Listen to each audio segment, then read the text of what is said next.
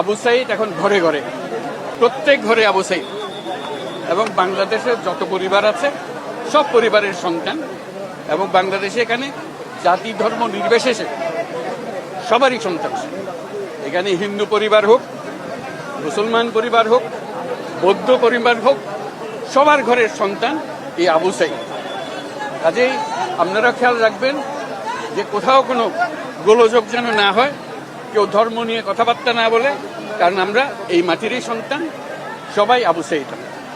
কাজে এদের সন্তানদের রক্ষা করা জাতি ধর্ম নির্বিশেষে এটা আমাদের এখন কর্তব্য। আমরা যেন এটা নিশ্চিত করি, সামনে গিয়ে দাঁড়াই। আবু সাইদ যেরকম দাঁড়িয়েছে আমাদের ওরকম দাঁড়াতে হবে। যারা পার্থক্য করে যে এরকম সন্তান ওরকম না, আমরা সবাই বাংলাদেশি, আমরা বাংলাদেশেরই সন্তান। আবু সাইদের মা সবার মা, এবং সবার মা আবু সাইদের মা।